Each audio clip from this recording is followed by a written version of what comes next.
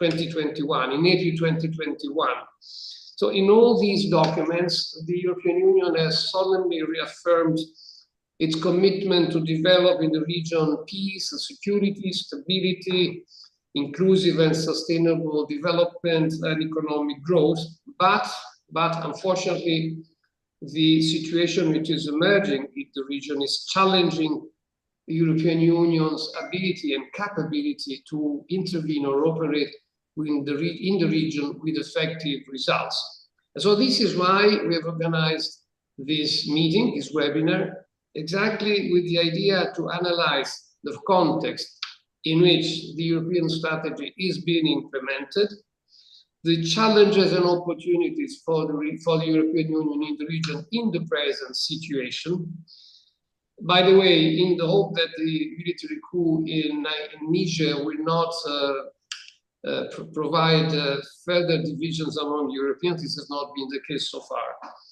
And on top of that, of course, we have to remind that our, as Europeans, commitment to be present in the Sahel region is challenged by the multipolar competition, which I mentioned a moment ago, and particularly by Russia and China, which are trying to develop their presence in the region in a rather effective manner. So I would conclude simply wishing an interesting conversation and hoping also that from this webinar and from the project that we are implementing, new ideas, new suggestions will emerge that could help European Union to be more effective in the region. I like finally to thank Francesca Caruso. She has organized this seminar and she's also a protagonist of the research project. And also, of course, I'd like to thank all the panelists that will intervene in this seminar. Thank you again. Maria, the floor is yours. Ou à toi la parole, si tu veux. Grand merci Ferdinando, Nere Feroci. C'est un grand plaisir d'accueillir ce webinaire et ensuite de bien présenter le résultat d'un projet qu'on a mené ensemble et qui devient maintenant plus important que jamais, je dirais. Je tiens aussi à remercier les auteurs du rapport, les instituts engagés et les participants, les orateurs aujourd'hui, et aussi l'audience qui nous suit en ligne. Et je vais rappeler les points que nous, en tant que Fondation européenne progressiste, basée à Bruxelles, travaillons avec les institutions de l'Union européenne. Nous avons une tâche qui est toujours rappeler ce que doit être une approche progressiste quand on définit les politiques de l'Union européenne. C'est ça notre tâche. Et on le fait en écoutant les acteurs sur le terrain. C'est pourquoi ce séminaire est aussi très important pour nous. On veut vous écouter.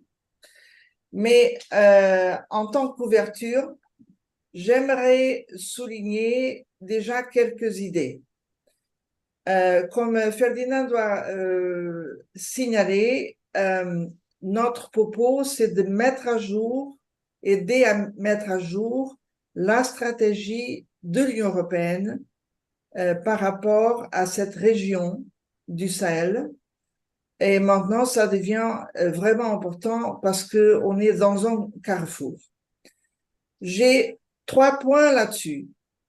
Le premier, c'est de dire que il faut bien comprendre les tendances sous-jacentes à ce qui est en train de voir ce qui se passe dans cette région. Il faut essayer de bien comprendre les aspirations de la population, des citoyens de ces pays. Et à mon avis, ce qu'on est en train de voir, c'est vraiment la fin d'une période post-coloniale qui arrive vraiment à sa fin après un moment où, après les libérations, on a eu des États dictatoriaux. Ensuite, on a eu des démocraties mais extrêmement fragile et avec beaucoup de points de critique, parce qu'on voit qu'on avait et on a des élites qui ne sont pas en train de vraiment porter des solutions pour le peuple, qui ont des situations de corruption et de usage par rapport aux ressources stratégiques de ces pays. Et maintenant, plus récemment, on a toute une séquence de coups militaires qui viennent en promettant la vraie démocratie, et c'est ça qu'on va voir. Et ça, ce sont les tendances sous-jacentes. Mais ensuite, on voit aussi que cette région est une région de concurrence aiguë entre plusieurs forces. Les forces djihadistes, les grands pouvoirs au niveau mondial, la Chine aussi, et la Russie, en jouant avec plusieurs instruments dans leur poche. Et ils sont aussi derrière toute cette dynamique politique qu'on regarde maintenant. Donc, en face de ça, à mon avis, cette région est dans un vrai carrefour. Et si on se demande quelle devait être alors la stratégie de l'Union européenne par rapport à cette situation, on sait bien que l'Union européenne a mis à jour récemment sa stratégie, mais il faut accepter qu'il faut la mettre à jour de nouveau. Et à mon avis, il faut que cette stratégie coupe d'une manière très claire avec toutes sortes de connotations coloniales ou post-coloniales. Le point de départ, c'est que l'Afrique est notre continent le plus proche avec lequel on doit établir un vrai partenariat à niveau égalitaire. Et il faut compter sur l'Afrique pour mener une vraie, réelle transition vers la démocratie pleine, représentative et participative, engageant aussi la société civile, très important.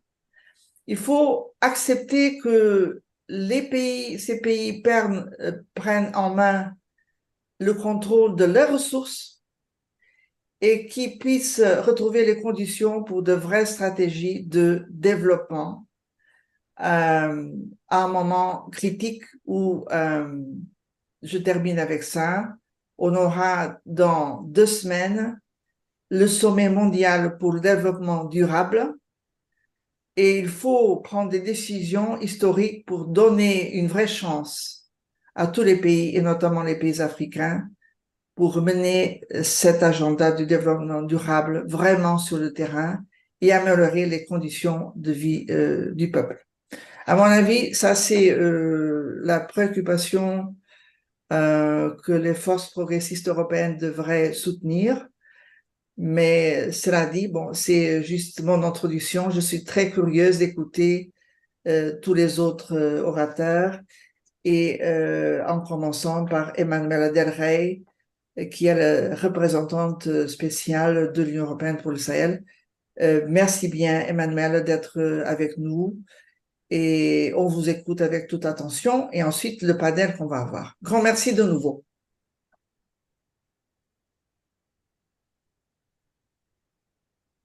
Alors, merci beaucoup to in the actual situation in the Sahel, meaning the fact that we have not so far really understood or listened to the aspirations of, especially of the new generations that are asking for what I call an acceleration of history.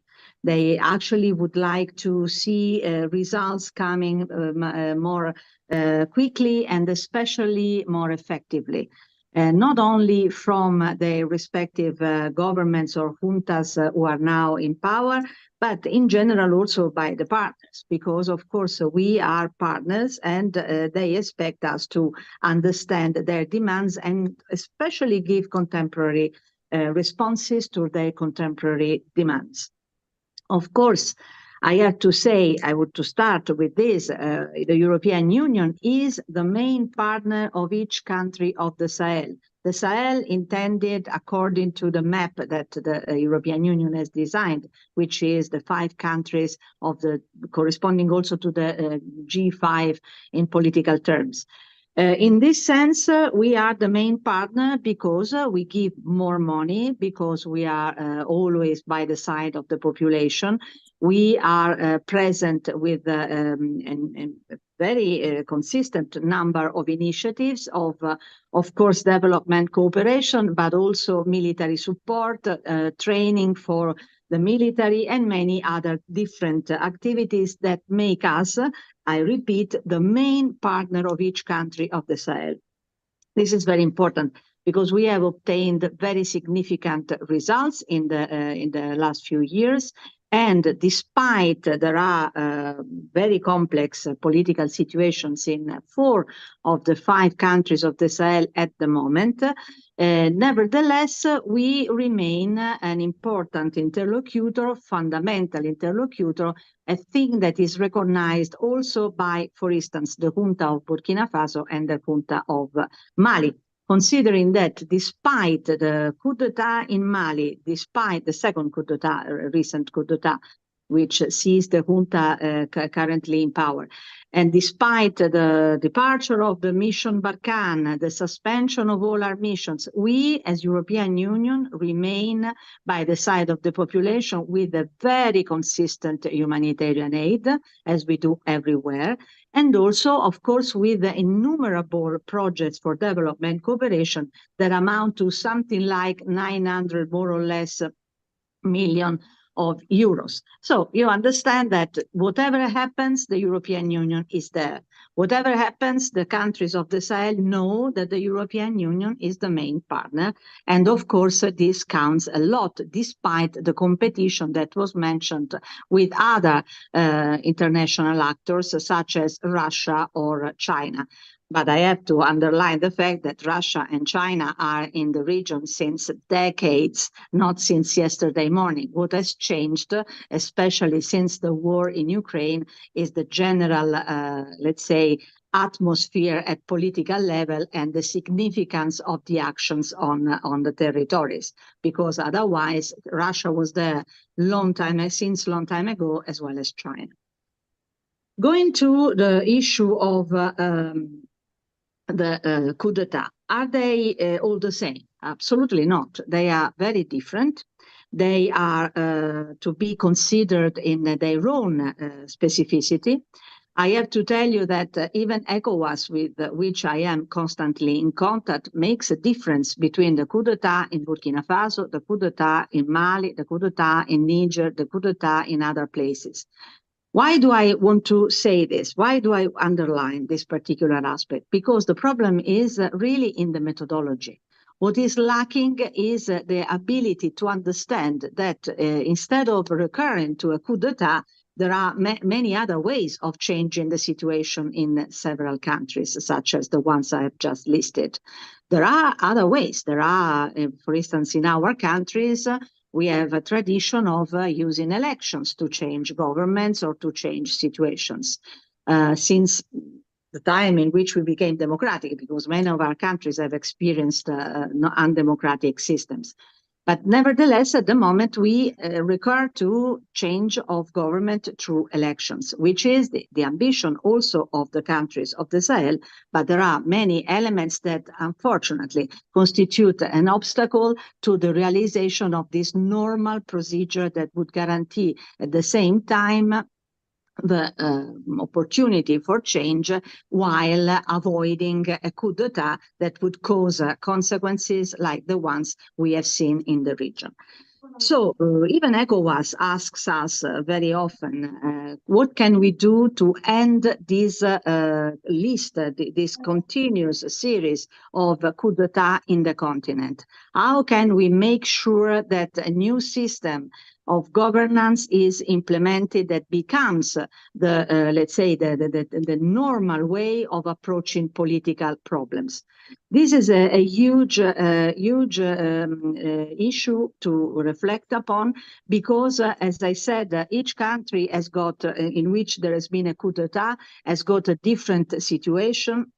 The situations are very varied and depend on many different motivations, but at the same time, the result is the same, a coup d'etat that creates huge problems. In the case of Niger recently, for me, it was a very sad summer, I have to tell you, because I know the country very well, and I found the situation really sad, apart from being tragic for the consequences. But just to tell you, the consequences are that we suspended our support, especially the budget support. We suspended our activities. We are guaranteeing humanitarian aid, of course, because we cannot accept that the population pays the highest price. But nevertheless, the situation is absolutely disastrous at all levels. Of course, I can say that we are working on this element, especially for as regards the methodology applied by those who want to change something in their own countries. This is why the European Union strategy for the Sahel is inspired by a fundamental political principle, which is governance, which is shared by all the countries of the Sahel, because they all say that there is a need to create a new system of governance that can guarantee, first of all, access to basic services for the population, and also, of course, a system of governance that would allow eventual changes without recurring to acts of force, and also, of course, to coup d'etat that change the scenarios completely.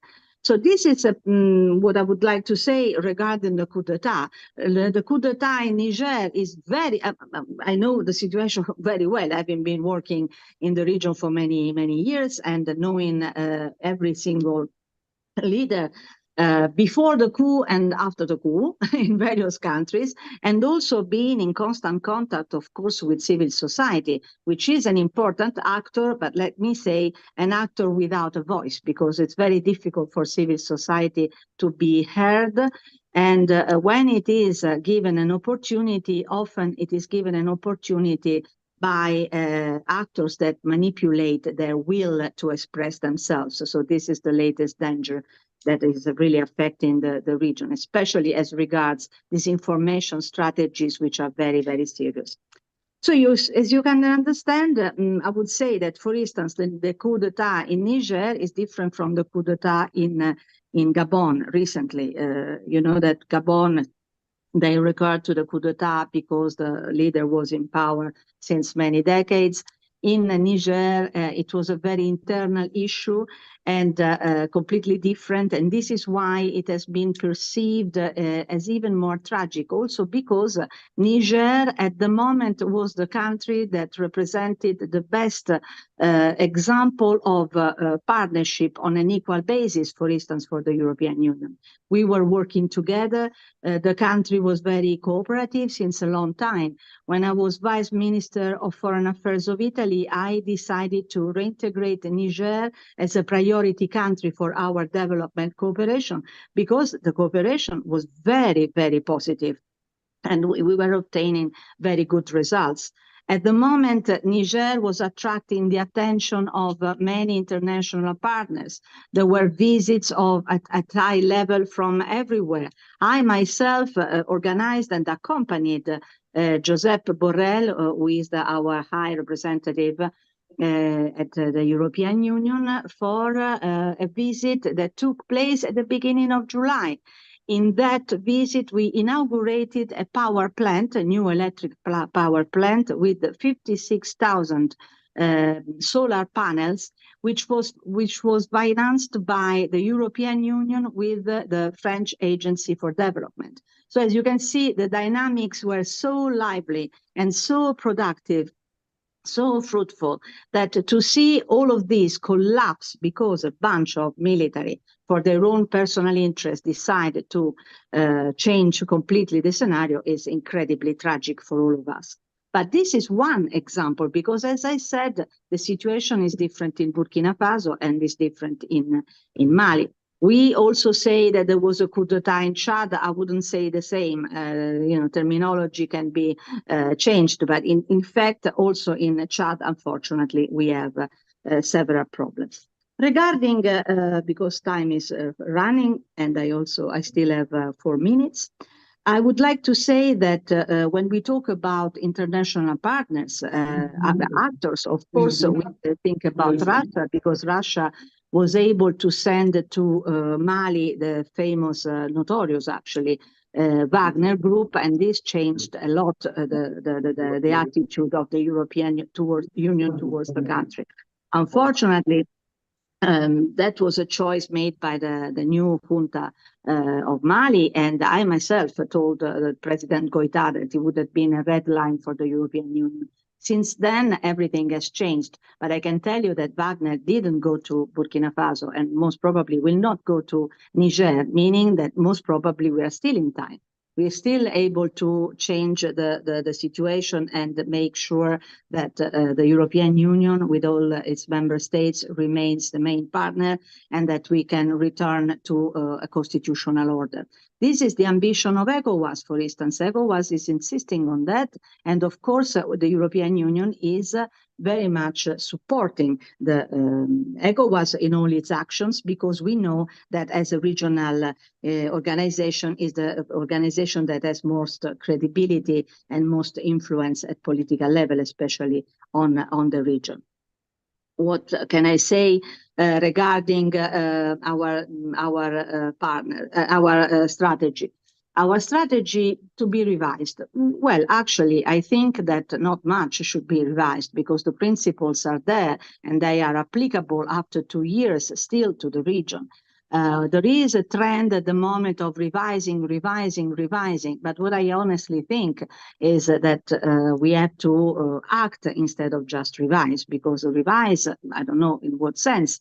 What we have to do is certainly listen more to civil society, give more opportunity, for instance, to institutional structures of democracy to develop. I insist very much on party building, for instance.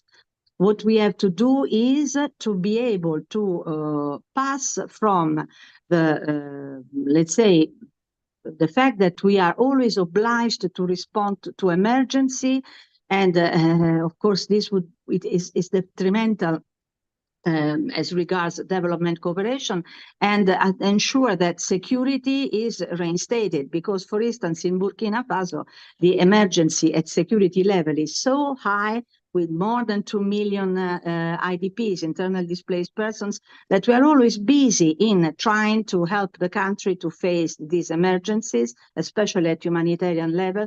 And of course, we have to concentrate more on this rather than on development cooperation, which would be instead, of course, the best solution. So we have a lot of very complex nuances. Another very important element on which also ECOWAS is reflecting is the fact that democracies that have to be contextualized. I always talk about contextualized democracies.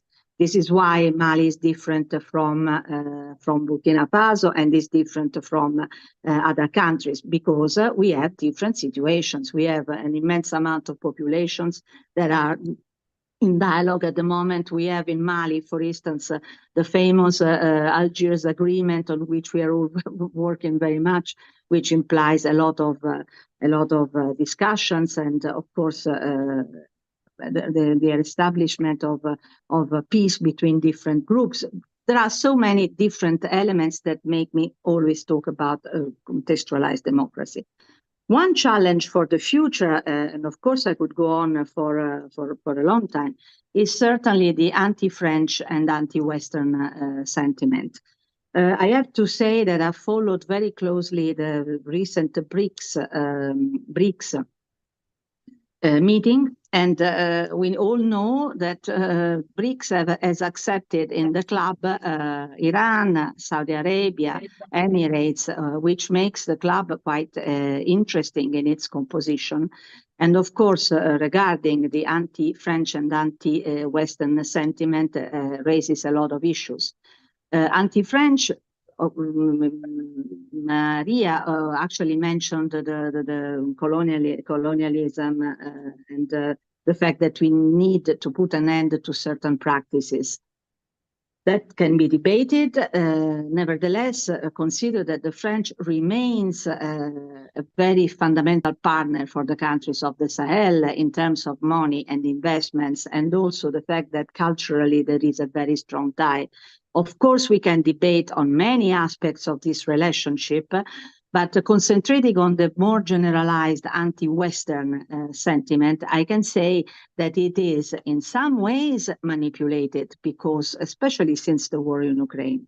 In other cases, it's a way of concentrating on a common enemy that represents, of course, for minorities, not for the generalized public opinion, a way of expressing themselves where there are no other ways of expressing themselves. It is very dangerous because we have had attacks to embassies, we have had demonstrations of real hostility. Nevertheless, as I said, this is balanced by the fact that we remain the main partner of each country of the Sahel, and populations, especially at local level, know this. We have to work together to change this perception, because of course the West has no intention of imposing itself and its policies, and our partnership is the result of discussions that are made on an equal basis together. But it is true that we are still far away from really allowing Africa to be part of the global debate. I always insist in saying that the African leaders must sit at our decisional tables, not only discuss things with us on a single member state basis or with institutions. They have to sit with us and, of course, take decisions with us. But this will come because this is a moment of great changes. I conclude by saying that regarding the recent coup d'etat in Niger, I have never seen so much attention from all partners as there has been this summer.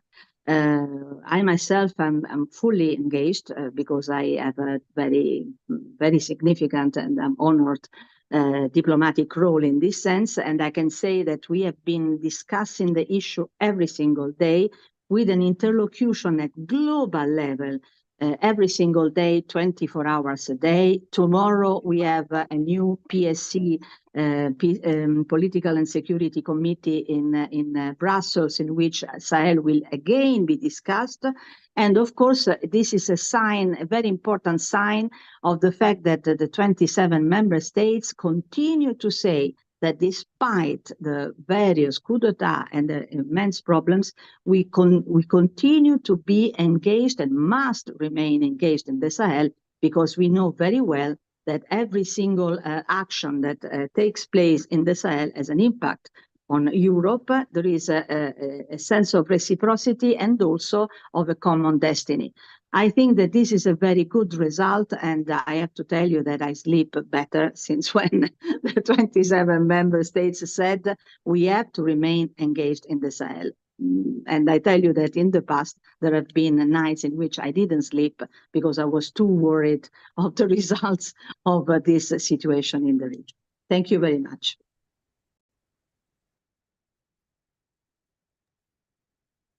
Merci beaucoup, Emmanuelle Adéré, représentante spéciale pour l'Union européenne, de l'Union européenne pour le Sahel. Bonjour à tous. Je crois que maintenant le panel peut commencer de ce webinaire. Tout d'abord, je me présente. Je suis Francesca Caruso et je travaille en tant que chercheuse pour l'Institut Affaires internationales dans le programme Afrique, Méditerranée et Moyen-Orient. En particulier, au sein de ce projet, je l'ai coordonné et j'ai été aussi parmi les auteurs du premier paper qui a été publié pour ce qui concerne le rapport entre l'Union européenne et le Sahel d'un point de vue de la paix et de la sécurité. Un autre paper va être publié dans les prochains jours qui affrontera les questions humanitaires, et à la suite de ce webinaire, on publiera aussi des recommandations qui, comme vient de le dire Maria Joao Rodrigues, présidente de la FEBS, nous souhaitons de manière progressive de formuler des recommandations qui puissent rendre l'Union européenne plus effective dans la région du Sahel. Alors, je remercie aussi beaucoup Ferdinando Nelli Feroci. J'ai déjà nommé la présidente de la FEBS, et surtout, je remercie beaucoup Emanuela Derré pour être ici, et aussi nos deux speakers qui nous rejoignent ici. On a ici avec nous Boubacar Ba qui nous rejoint du Mali, de Bamako, et Sibiri Janzoundi. Alors, afin d'introduire ce panel, je voudrais tout d'abord vous expliquer le contexte dans lequel on a décidé de travailler sur ce thème. Beaucoup d'éléments ont été déjà nommés. Alors, par exemple, si je devrais rappeler ce que Emanuela Derré vient de dire, il y a des challenges, parmi lesquels celui que l'on n'a pas encore compris, comment répondre à la volonté des jeunes, surtout de la région, d'accélérer l'histoire. En outre, l'Union européenne reste dans ce contexte, même s'il y a une compétition multipolaire qui augmente de manière progressive, comme vient de l'affirmer Emanuela Derré, l'Union européenne reste un des partenaires principaux, le partenaire principal, surtout sur les questions humanitaires de la région. In partner, especially in the humanitarian area. We have seen a wave of coups, Mali, Niger, Burkina Faso. Last week, we have observed also some dynamics in Gabon, taking place in Gabon.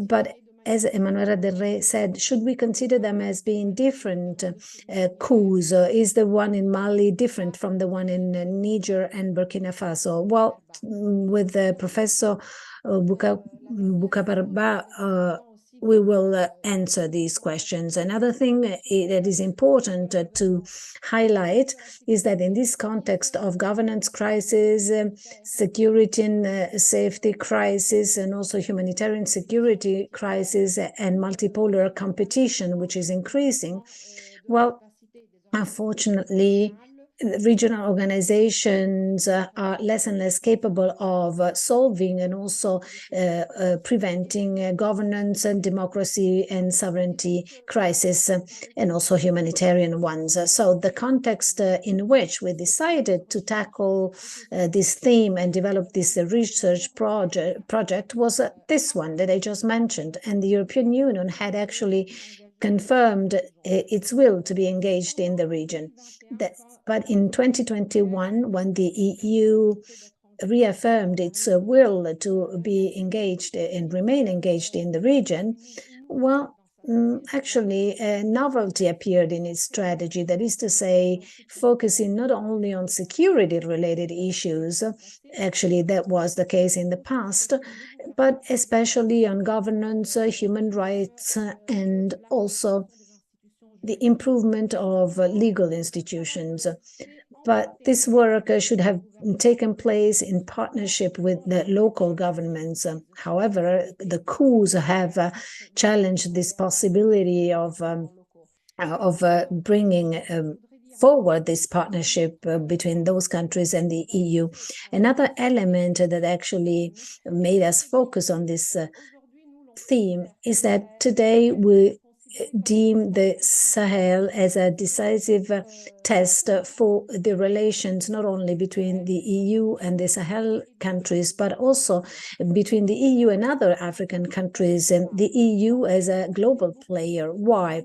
Because we have seen dynamics in the Sahel that have actually been observed also in other countries, including Ethiopia. We mentioned the BRICS summit, and Ethiopia being one of the newcomers, and has always been considered as a partner of the European Union, also in Central African Republic and in Gabon. So the EU should implement its regional strategy by examining the challenges and opportunities, especially after what happened in Niger. First of all, I'd like to give the floor to Professor Ba, researcher of the Center for the Analysis on Governance and Security and Sahel ONG IVEL. He's a jurist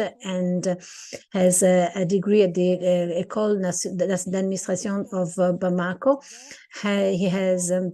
He's an expert of local governance in Mali. He was a consultant for different international organizations. He wrote books on development, governance, and justice. Professor Ba, welcome. Thank you for being with us today. So the coup in Mali, Burkina Faso, and Niger have traditionally been justified by the military by the fact that the government was not capable of meeting the security challenges and needs of the countries, and including the presence of foreigners, and also there is this new element of alliance with Wagner. What are the elements of this situation, and how this security situation had an impact on governance? Thank you. Thank you very much. Thank you, Francesca, dear colleague. I'd like to say hello to Manuela Del Rey, and that I have met already in during previous meetings on the same themes. I do not intend to give you today the whole picture of the complexity of the Sahel crisis. I will just try, in the light of my understanding and also with being humble, I would like to give you some strategic thinking elements. And based on this, what operational proposals one might make, keeping this evolution in mind. So you asked me to talk about the security context and governance context in the region. There are three stages one needs to refer to. First, the 2012 agreement in Mali and its evolution and its size that spread in Sahel. And then in the light of this trend, well, we're faced with insurrectional groups. They have different, they're very varied. They have their source in the Middle East. And a war was carried out against terrorism. And one cannot forget all of this. One should also consider and remember the Algerian the civil war and the independence of Sudan, so of South Sudan. The independence of South Sudan showed that one today can create microstates. Think of the action of the Soviet Union in Afghanistan. We are in a world context where there are armed groups like ACME, like the Islamic State, that have rooted themselves in the. So first, there is the security dependence of Sahel. So the international community created this with the intervention of France in 2012 in Mali. So first, thing, the security dependence of Sahel, with a strong impact on the countries. Second, the mutations of the different military coups. I think that Mali, the evolution of the situation and seriousness of the evolution of the Dibika regime was a situation of no war and peace. The army was extremely engaged, but it didn't have any solution, and it led to the 2020 and 2021 coups. And this had consequences because Burkina Faso was in the same situation, and then we see Niger right now. So what we observe is the failure of the contra-insurrectional war. What that does means, France with Serval used military experts, so military strategies. And France had a dilemma. How can we apply a contra-insurrectional strategy in a region where the wars were the Algerian war and the other wars? So here is really the failure of counter-insurrection actions. Thirdly, the organization of the jihadists group. So they have created two big movements based on the Middle East. And then there's the Daesh. So in this configuration, with also minor groups, we have two main entities, the pastoral caliphate that goes from Niger through Sahel, Burkina Faso, and Goron, Voudelan, Seno, and Yaga, near Menaka and Kao. Actually, frankly speaking, this caliphate was installed, and Niger thought that this war, contra-insurrectional war, the basis was Mali, but actually the basis of the security crisis was Mali, but actually the basis of the Islamic State is somewhere else. So the caliphate and the Emirates are the important keys to look at this configuration. We have a war configuration, insurrectional war configuration, and inadequate contra-insurrectional war. So what happened then? Mali, that now is in a situation where the peace agreement is challenged, and the military bases were left, and today there's a tension between the government and the coordination of armed movements that today has the support of jihadist groups that want to engage in a war against Mali. So the situation of Mali is that the country is in trouble from a strategical standpoint because they cannot even control the territory, which is controlled by the jihadists. They brought some Russian military groups that could not defeat those groups. And thirdly, we have seen that in Mali, the Wagner group was engaged in serious violence, and the United Nations report shows that it caused victims and massacres, huge massacres. And today the Mali government wants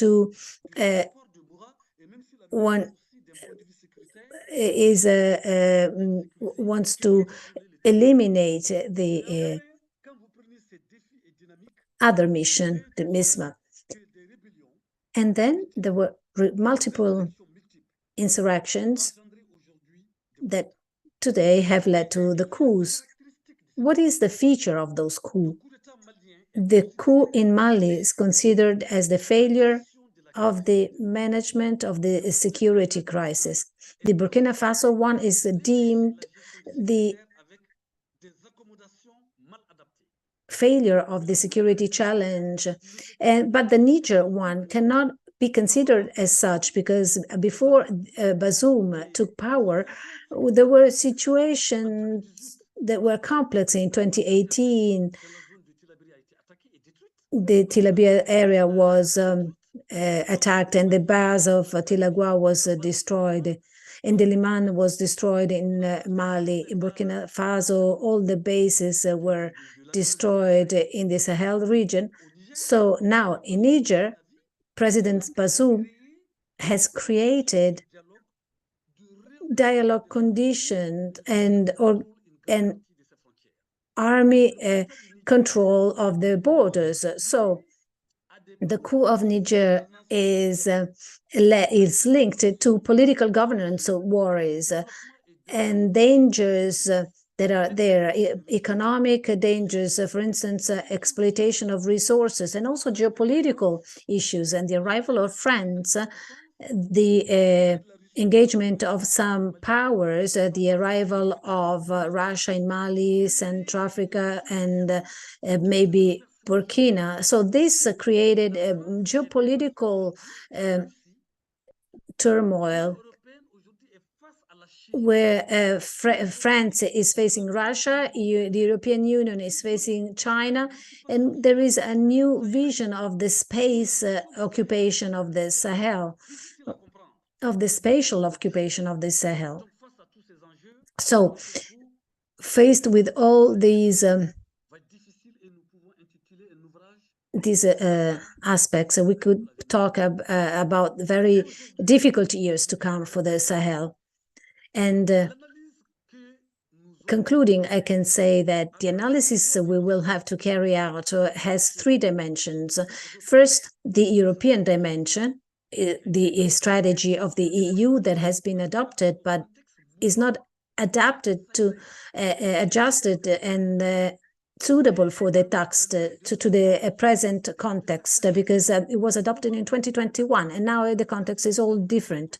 So how can we implement this strategy in this context? Secondly, second element, the arrival of Wagner and the aims of Wagner and Russia, and then with the death of Prigozhin.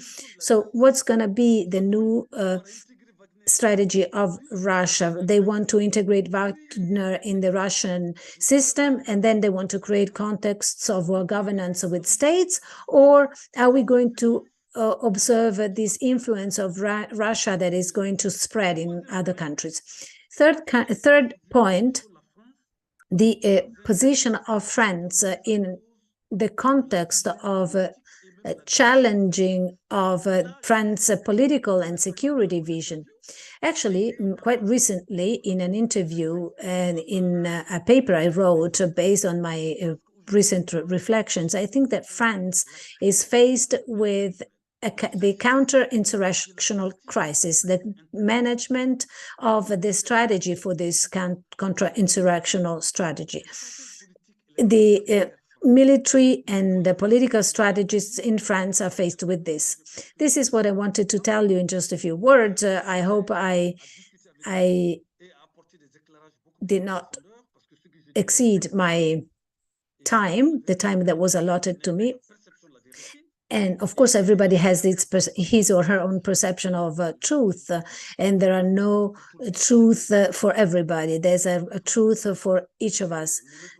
So my introduction, my reflection, and my thoughts on this analysis actually relate to my view. Thank you. You actually tackled many very important themes, especially the origin of the crisis 2012, Mali, but also the civil war in Algeria, and also the impact that the Darfur crisis had on the region. And this is extremely interesting because we know that even today, There's a huge crisis in Sudan that has a very strong impact on some Sahel countries and Chad in particular, especially from a humanitarian standpoint. Thank you also for highlighting the three aspects we should think of. So the EU dimension, how the EU strategy can adjust to a changing context, but also the problem of Wagner, especially after the death of Prigozhin, what the impact is going to be, especially in terms of Russia's presence in Africa, and then the problem of France's position. It will be interesting in the future to understand what the impact is going to be like on the policies of the European Union. But we have some time for our Q&A session, and then continue the discussion with you. So before giving the floor to other participants, I'd like to give the floor to another speaker, Mr. Sibiri Jansoudi, interim director of the Secretariat of the West Africa Club Secretariat.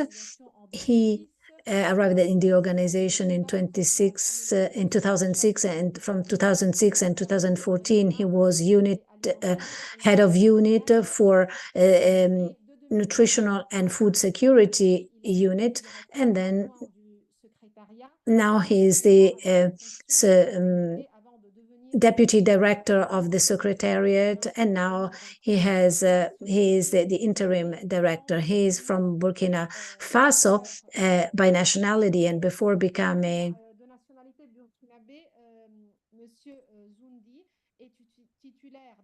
Mr. Zundi is an engineer for rural development. He has a master's degree in tropical ecology and a PhD in applied biology. He's author and co-author of some few hundred articles and also books. Mr. Zundi, we know that in the 2021 strategy of the European Union for Sahel, food security was one of the main priorities, just as security, governance, and development policies. Now, the strategy was based on two principles, the triple nexus, humanitarian development and peace, and also a transactional approach with the beneficiary countries of the humanitarian aid. It was what the European Commission was not actually proposing development, but actually some partnerships. But in 2021, after 2021, the security crisis, the military coups, and all the challenges actually put the EU strategy to the test, even with respect to the humanitarian crisis response efficacy. And the invasion of Ukraine by Russia has also increased the humanitarian crisis in Africa, and Sahel was one of the most affected African regions. So based on your expertise and experience, what's the analysis you can make of the food and humanitarian crisis in Sahel and West Africa, and what are the proposals one can make to change the situation? I know that you have some slides, so you can share them with us.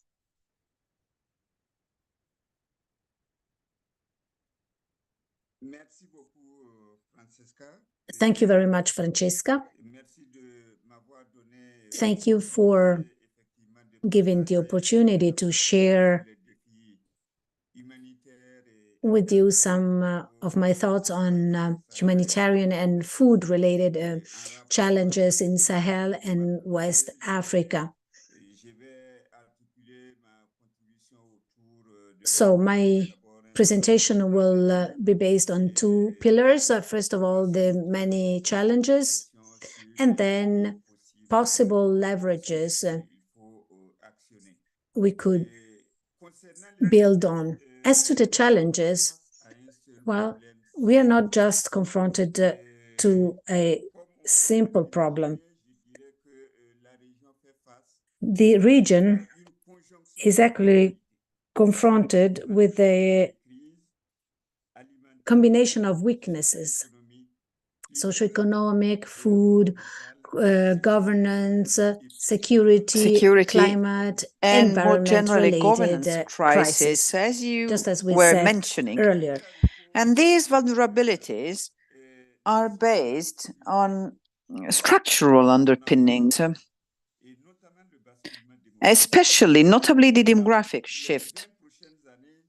In less than 20 years, the world's population will increase by 250 million and past the 700 million mark, and the majority will be urban. And as you may imagine, this has enormous implications in terms of provision of basic services, health, education, economic infrastructure, and so on and so forth. As far as food is concerned, in the 1950s, 10 agricultural producers had to satisfy the demand of one needs of the two urban consumers, and these irreversible transformations are putting pressure on food addition to these basic needs. And this is a major challenge of young people who are losing their bearings due to a lack of jobs and prospects for the future, and above all, with high expectation for a rethink of state governance. We add to this an important challenge, and insist on it, from the lack of employment to the lack of future, and above all, high expectation for a rethink of state governance. All these are added to basic needs. So I think that, as we can see, and over and above the media coverage of security violence, it is through this cocktail of fragilities and crises, so that gives a clearer picture of the reality of the region's challenges right now. But it is clear that security violence is increasing the scale of these crises, and particularly food humanitarian crisis. They put a strain on government budget plans and jeopardize the gains of years of development efforts, and that with the help of their community partners. And figures speak for themselves. Violent events and the number of victims are on the increase. In Central Sahel, for example,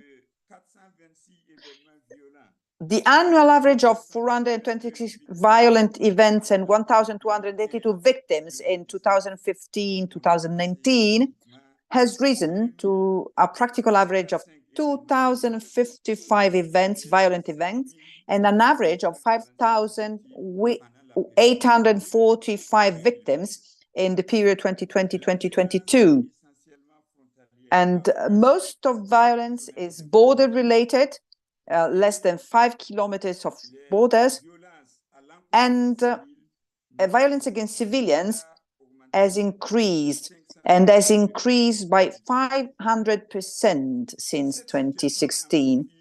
This amplifies the humanitarian consequences. And the region, in April this year, recorded almost 7.5 million internally displaced people, including 3 million in Nigeria and more than 2 million in Burkina Faso. A closer look at Burkina Faso illustrates the scale of the humanitarian drama. For example, between 2019 and 2023, the number of schools closed tripled, and the number of health centers almost quadrupled, affecting almost 1 million school children and around 3.5 million people who are without access to healthcare.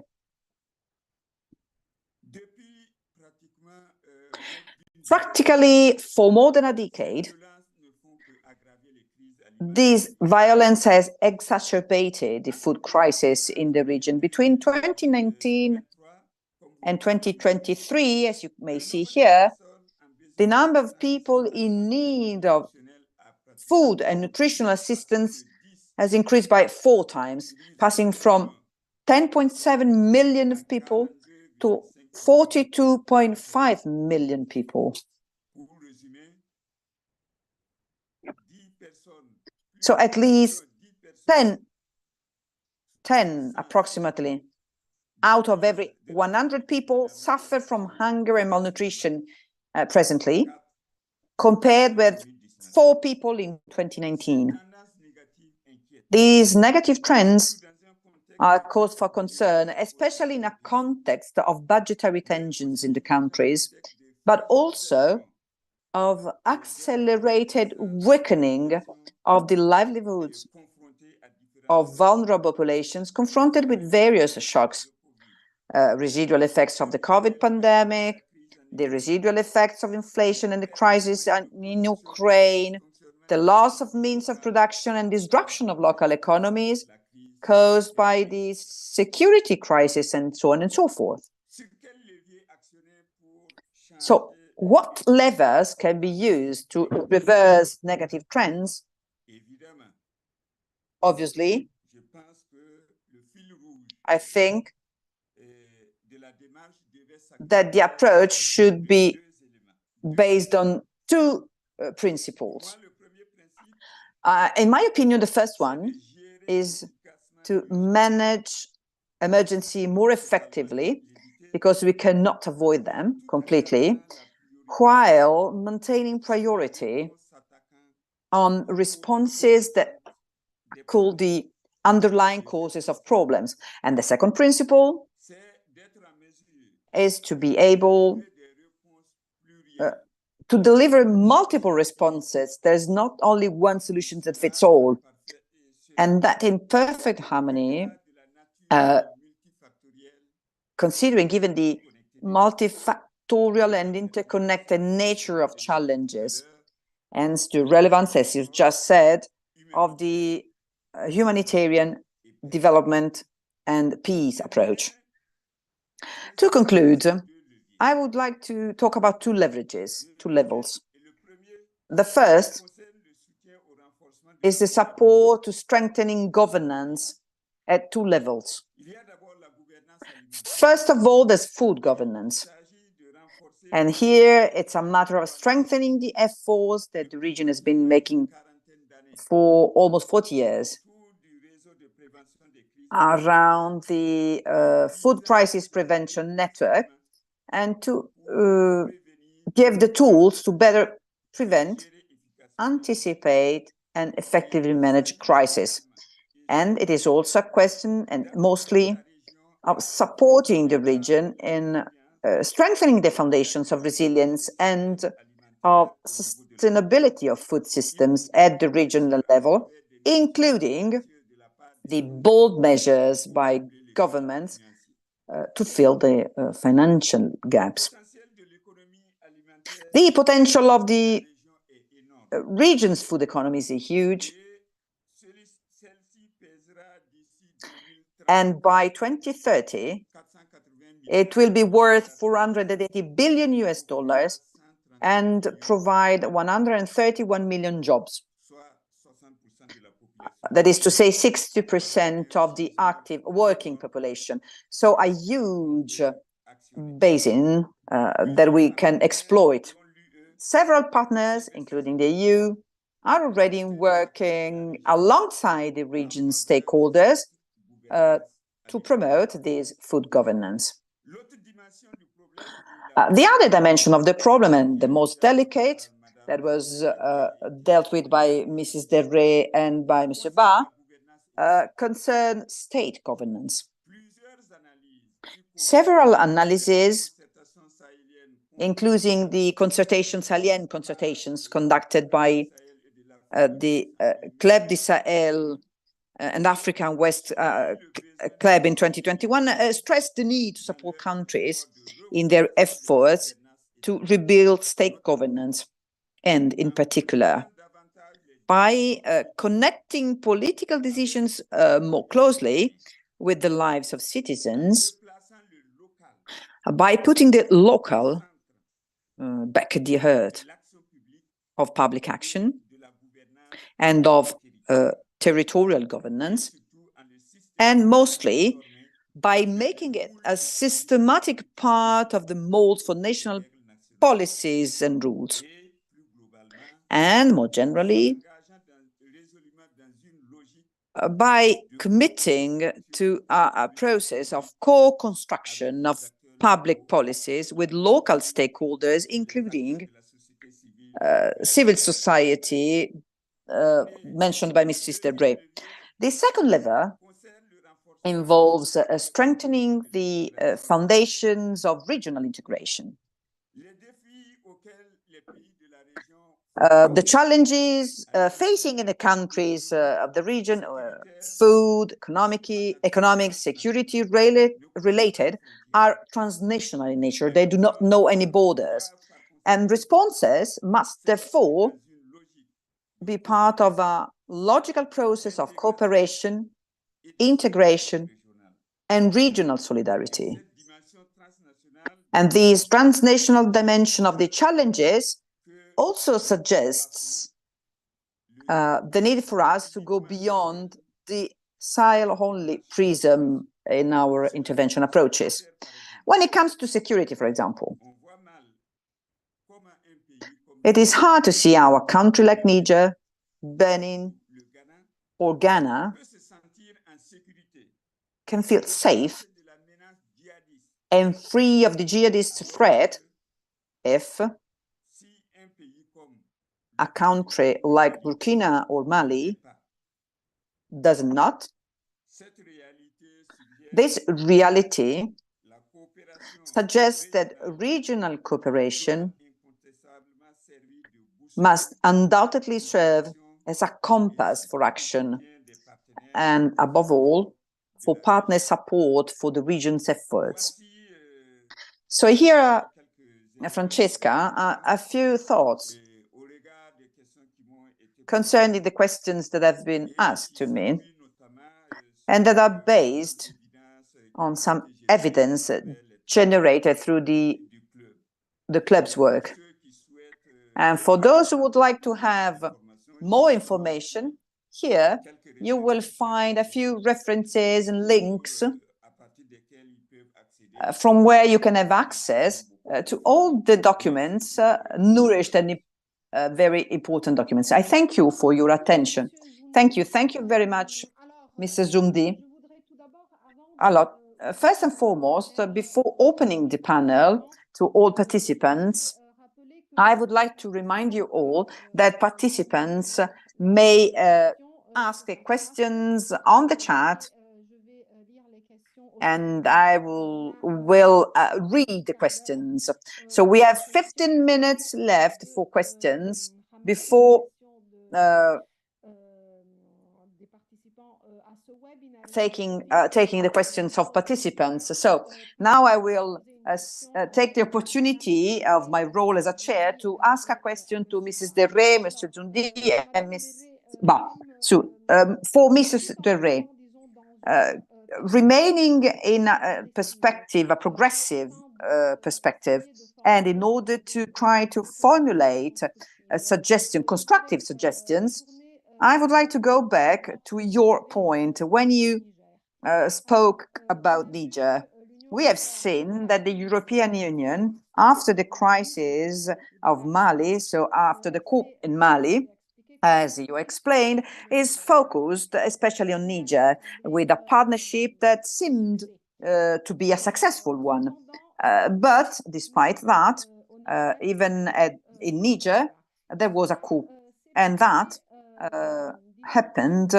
occurred a few weeks after decisions at the European Union were taken in order to strengthen cooperation with the Niger's government.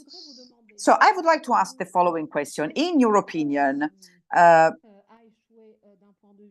what failed? Is the analysis of conflicts, of dynamics at the regional level, what was not understood, and how countries of the European Union, beyond France, could contribute to improve the understanding the present context in order to make the European Union more effective in the region? And I would like to ask Mr. Zundi and Mr. Zundi and Mr. Ba. They all talked about the regional issue and question. So going back to what happened in Niger, we have seen that the answer of regional organizations, and especially of CEDEAO and ECOWAS, was a response that still today seems to have difficulties as for the direction taken, because we passed from the possibility of a military intervention to a diplomatic intervention. So, but despite that, sanctions were issued almost immediately on Niger. So, with the experience of Mali, Professor Ba and Professor Zundi, as for all that is related to humanitarian challenges in Niger, in your opinion, which impact could have these sanctions on the security and the humanitarian security of the populations, and which are, on the contrary, the answers that a regional organization like ECOWAS should give to improve the situation? Thank you.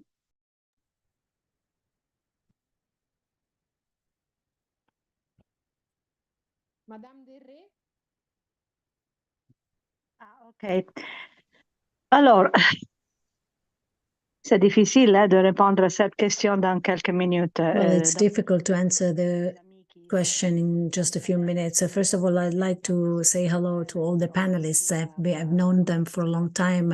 I hope we meet in Bamako soon. And in Mauga. Yeah, we hope so. Well, as to Niger, well, that's a very unique case, because as I said before, I had visited Niger last, after many other times, together with Joseph Borrell in early July. In the past, Niger had many coups.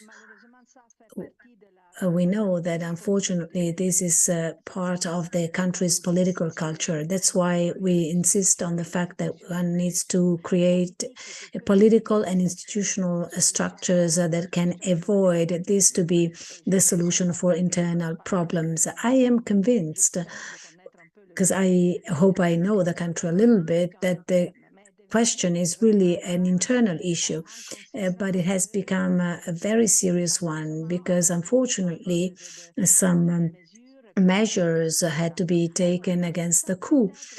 So the coup was maybe something that could have been a bit weak, but our reaction, which is a natural one, and it's actually mandatory, especially to support ECOWAS,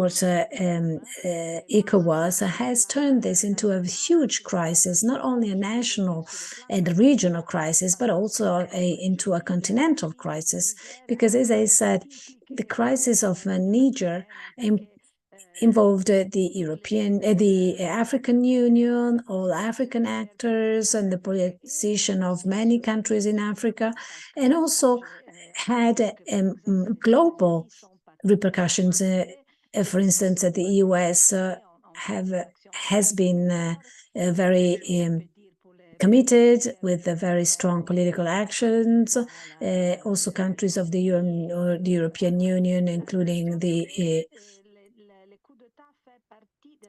United Kingdom. So the fact that coups are part of the local political culture needs to be changed. And that's why governance, our friends from Burkina Faso and our friend from Ouaga said, well, he said that political decisions must actually meet the needs of the citizens. They need to have a direct impact on citizens. In my view, this is absolutely important.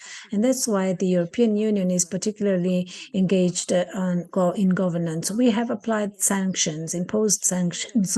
We decided to follow the political actions of the ECOWAS. Actually, ECOWAS is absolutely convinced to continue on the way of diplomacy, but of course, keeping in mind the option of a military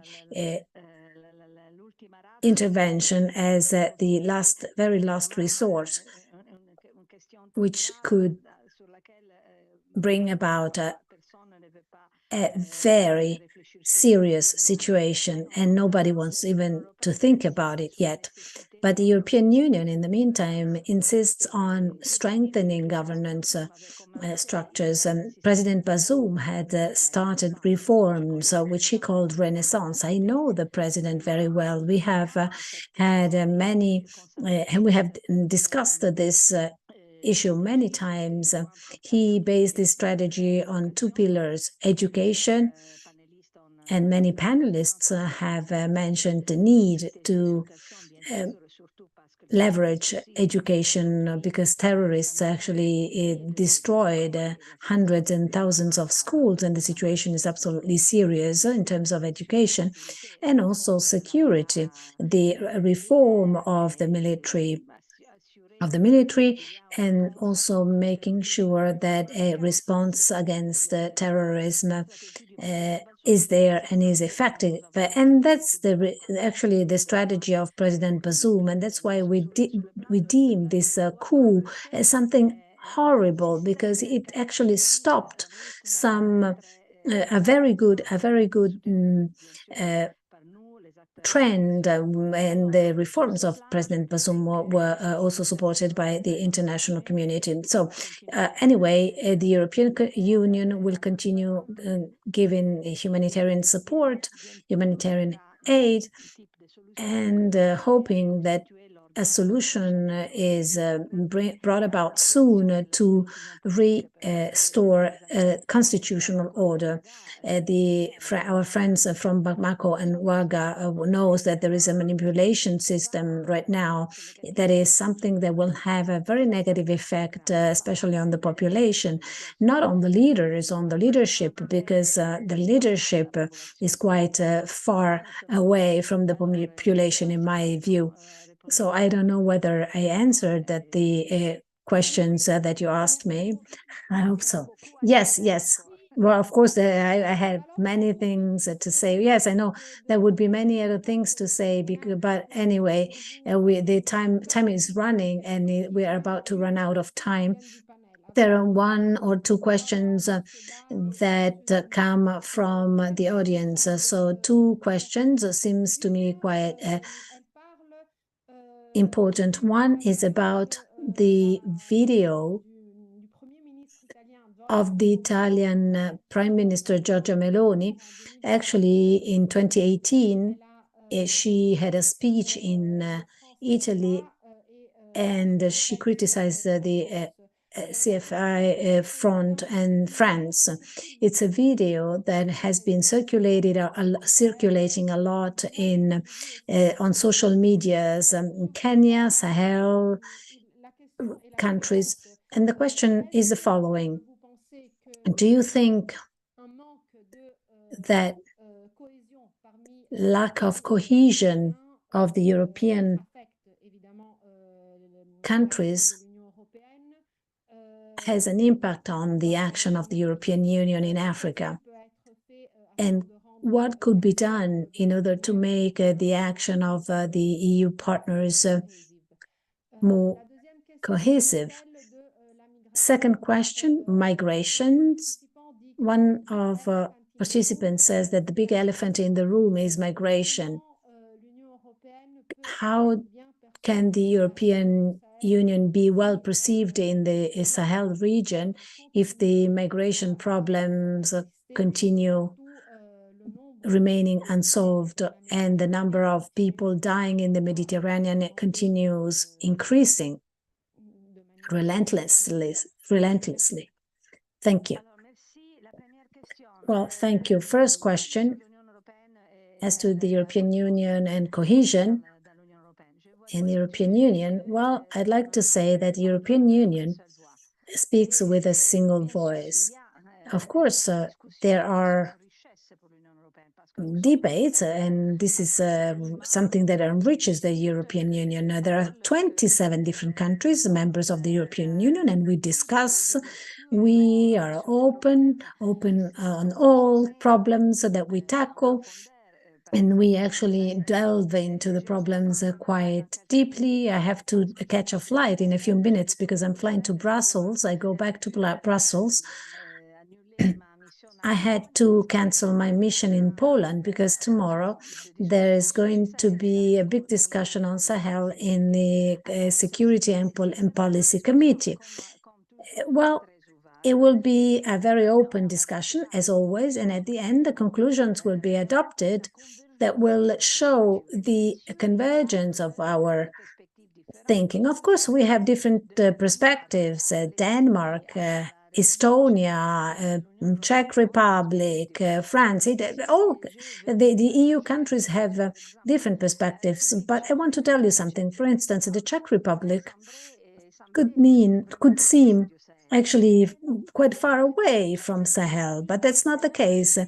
The Czech Republic is one of the countries that are mostly involved in Sahel. They really wanted to be there. They were also always participated. They pushed to become important actors in order to fight against terrorism, for instance. So when we mention the European Union always speaks of with a single voice.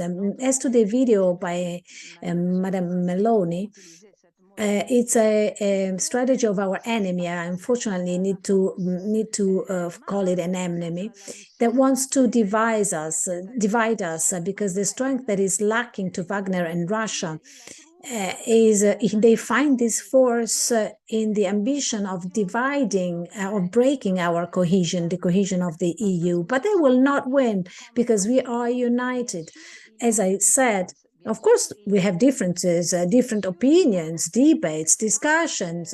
Sometimes there's the need to work hard in order to reach full harmony because there are 27 countries with different interests and cultures. But at the end of the day, we always talk with a single voice. And we showed that because, for instance, when we took the position vis-a-vis Niger after the coup, well, we showed that we are united. We are united, of course, together, always with our discussions, despite all of our discussions. I know it very well. But as to the other question about migrations, well, we are aware of this. The problem of migration is a very important one. I have to say, and I repeat that always, I'm always talking about this. It's a very serious issue for the Sahel countries because that migrations there are more south-south migration flows than south-north migration flows.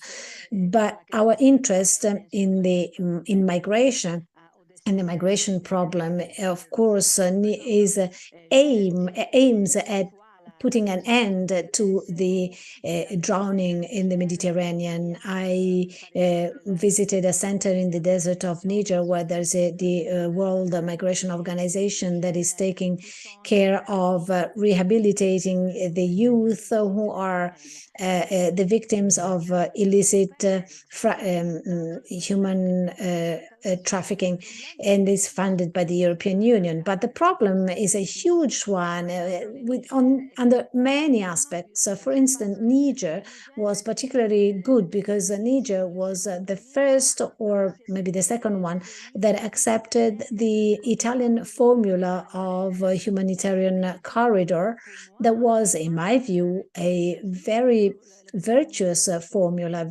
idea. I promoted it a lot when I was a vice minister, because it gave the opportunity to families to go to Europe with a life project. They were protected by the government, and they collaborate by collaborating with the local institution of Niger and the country and the destination country like Italy, and also civil society. Well, that was a very good recipe, an extraordinary one in my view. So it's important, especially for some countries, we need to consider this as a structural problem, and we need to find structural solutions.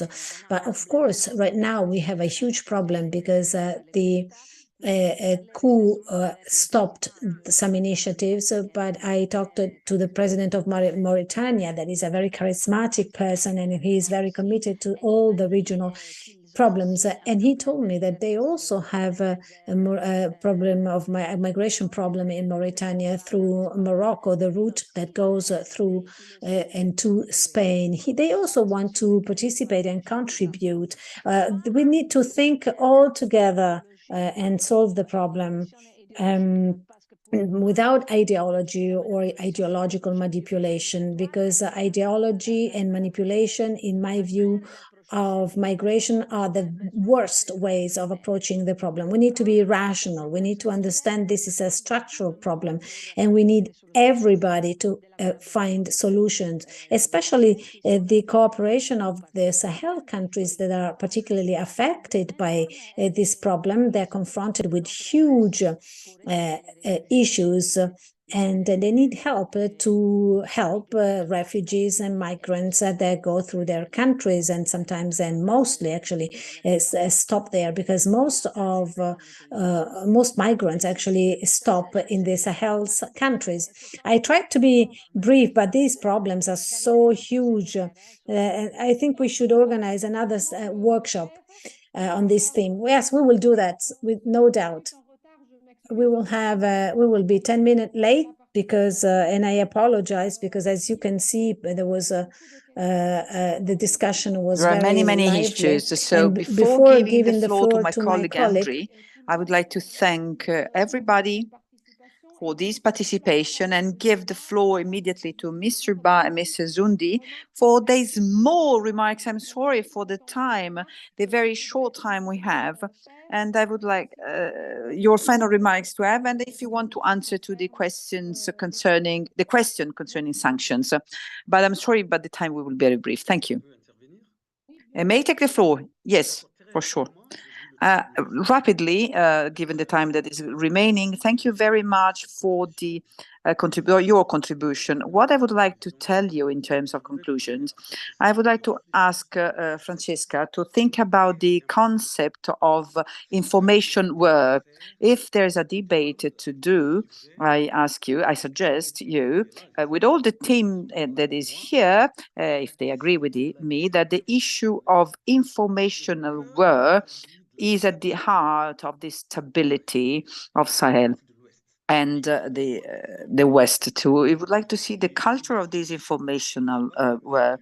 And on the basis of such a study, I've found that through the Wagner militia, they engaged what is called the information war. And this information war it is occurring in Libya, in Central Africa, in Mali, Burkina, and also it is going towards Niger. So this information war is ideological, is and the civilization, it is based on civilization and based on the vision of a new colonialism that we give to France today, and especially an approach of wanting to lead, guide African countries toward emancipation.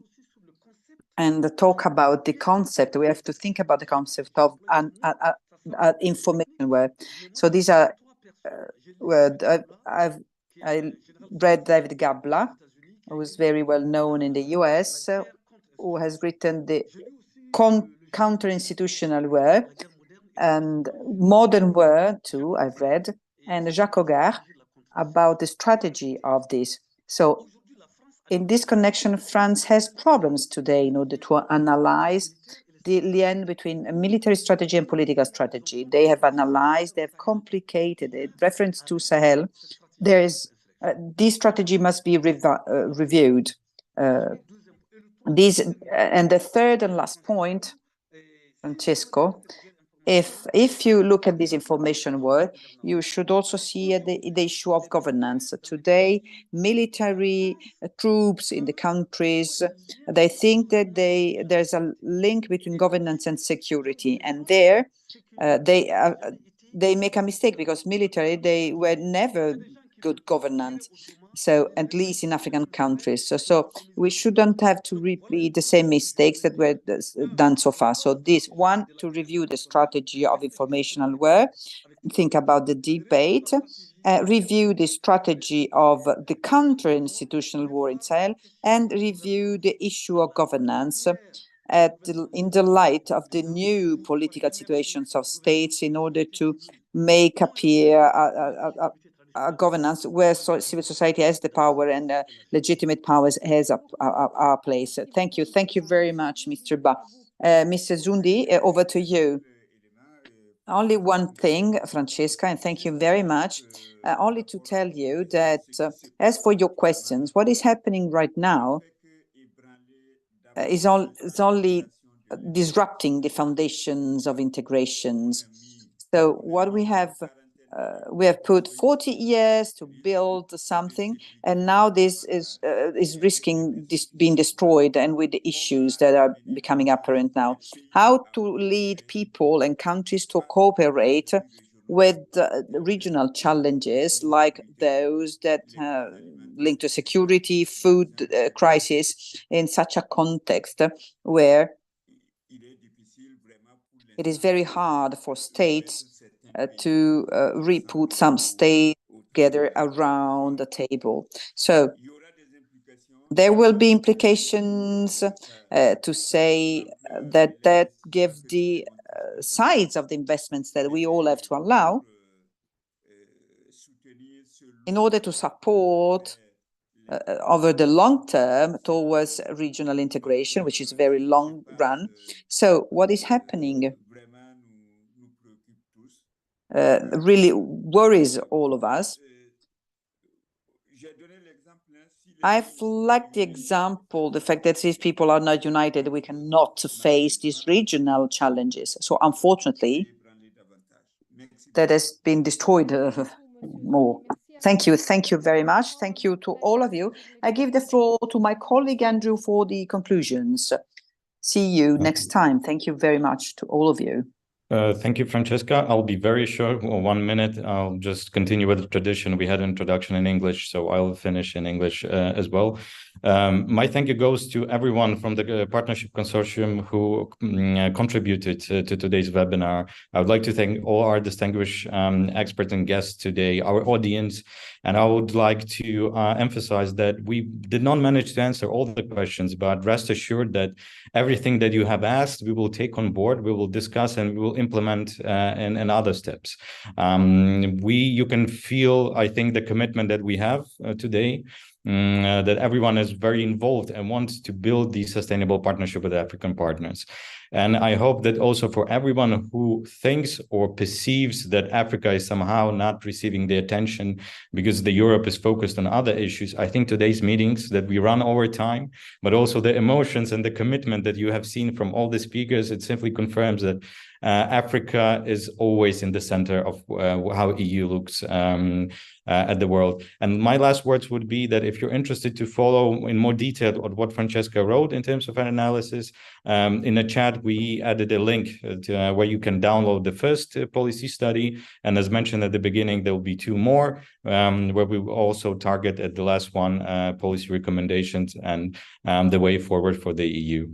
So thank you once again, and also appreciation for everyone who stayed for so long. We had also quite a large audience, which for me is a great indication of the interest and commitment for all of us to look at the Sahel, but also at the African continent. Thank you.